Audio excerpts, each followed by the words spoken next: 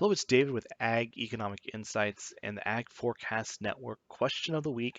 This week, dicamba is on our mind, and dicamba was a big issue back in June and July of this growing season.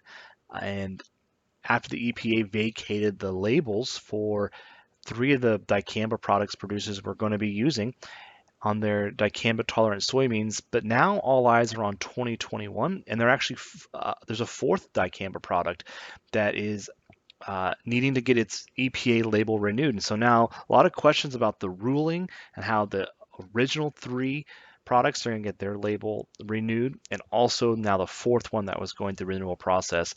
So all eyes are on that, and we're going to jump in and take a look at the question that relates to this. So here's the question: what's the probability of the dicamba herbicides, and there's the four of them, receiving their new EPA registration on or before March 1, 2021. I'd encourage you to read the background information here.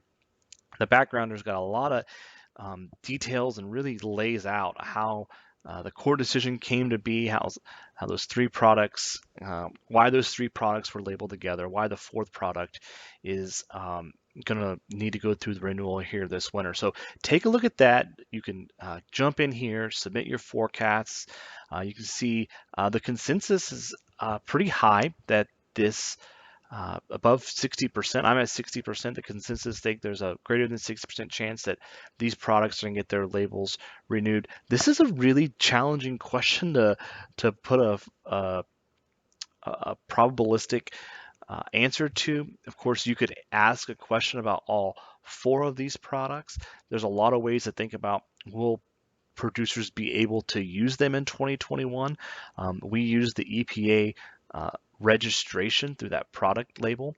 There's, of course, considerations about how those labels might be written and how the window that which producers might be able to use those products. And so this is a huge area of uncertainty. We've taken a crack at it with one specific question.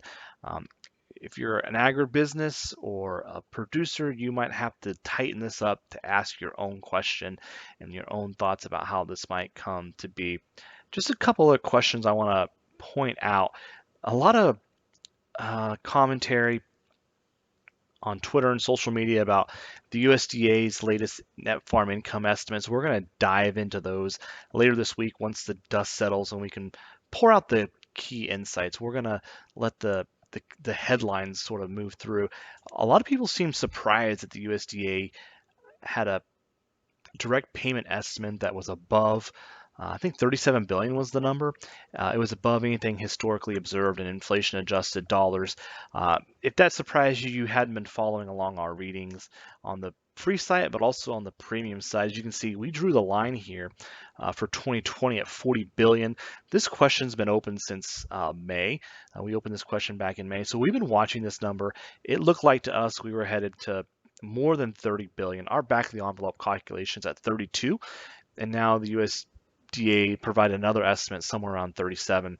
It looks like we might make a run for 40 billion. I dropped my forecast just a little bit as not really clear what's going to happen here with the corn, soybeans, and cotton and wheat crops that are growing here in 2020. There hasn't been a program specifically for those. So again, if you were surprised that direct payments are hitting record levels, I encourage you to take advantage of the AEI premium free trial and recognize that we've been following this for quite a while and didn't catch many of us by surprise here as we've been using 40 billion as the over under for this question.